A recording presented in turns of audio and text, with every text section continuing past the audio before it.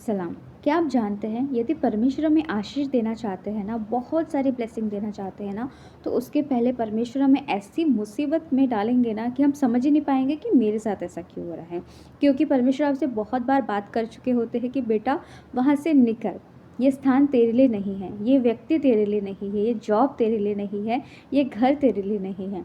लेकिन हम क्या करते हैं ना, हम बाहरी चीज़ों में इतने इन्वॉल्व हो जाते हैं, हमको लगता है कि ये इतना सुंदर ये चीज़ है, ये इतना सुंदर व्यापार है, ये इतना सुंदर जॉब है, मैं क्यों यहाँ से जाऊँ? लेकिन परमेश्वर आपको इतना फ्रस्ट्रेट कर देंगे उस सिचुएशन में कि आपको वहाँ से निकलना ही पड़ेगा। एक तो खुद निकलना पड़ेगा या फिर आपको हाथ पकड़ के धक्के मार के कोई बाहर निकालेगा। जैसे हुआ था लूत के साथ, हम बाइबल में पढ़ते हैं सदोम और अमोरा की दशा परमेश्वर के नज़र में बहुत बुरी थी, लेकिन लूत के नज़र में वो बहुत ही सुंदर, आशीषित, एकदम संपन्न देश था। लूत ने क्या किया? स्वर्गदूतों की आज्ञा जब उसके पास आई कि परमेश्वर चाहते हैं कि वहाँ से निकल, मैं उस देश को नाश करने पर हूँ, वो नहीं माना, वो माना ही नहीं, उसने सुना ही नहीं। लेकिन जब उसकी ज़िद थी कि वो वहाँ रहे, उसने अपने लोगों को समझाया, वो भी उन्होंने तो विश्वास ही नहीं किया। लेकिन जब लूत भी विलंब कर रहा था ना, तो स्वर्गदूतों ने हाथ पकड़ के उसको वहाँ से बाहर निकाला। थोड़ा अपमानजनक है ना?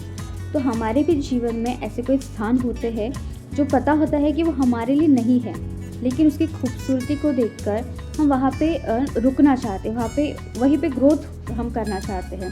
लेकिन परमेश्वर ने यदि आपको चुना है और परमेश्वर आपको आशीष देना चाहते हैं ना, परमेश्वर वहाँ से आपको ज़रूर निकालेंगे, कैसे भी सिचुएशन डाल के, चाहे वो थोड़ी पेनफुल क्यों ना हो, अपमानजनक क्यों ना हो।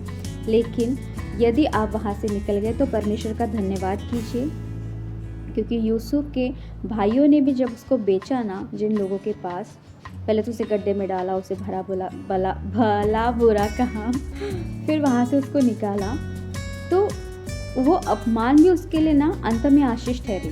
जिस देश में वो बेचा गया, जिस देश में वो गया ना, वहाँ वो प्रधानमंत्री बना और वही उसके भाई आकर उसको दंडवत उन्होंने किया, उसके 11 भाइयों ने। तो परमेश्वर ने यदि आपको ऐसे स्थान से निकाला है जहाँ पे आपने अपना समय दिया, अपने उस स्थान को ब्लेस्ड किया, अपने रहने के द्वारा अच्छा काम किया, मतलब हर एक चीज़ किया आप जो कर सकते थे, लेकिन फिर भी यदि आपको लग रहा है कि आपके साथ इनजस्टिस हुआ, तो प्रभु का धन्यवाद कीजिए। क्यों बताएं? एक बड़ी आशीष परमेश्वर आपको देने पर है, जो आपके रास्ते में है, और जब आप मुड़कर देखेंगे ना उस ऊंचाई से, तो परमेश्वर का धन्यवाद करेंगे कि प्रभु धन्यवाद कि आपने मुझे उस स्थान से निकाला, और यदि मैं उस स्थान से नहीं निकलता तो आज मैं ये आशीष नहीं पा सकता था।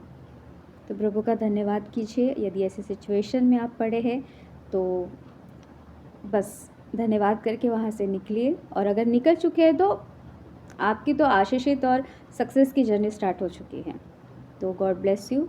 इस छोटे से वचन के द्वारा परमेश्वर आपको आशीष दे।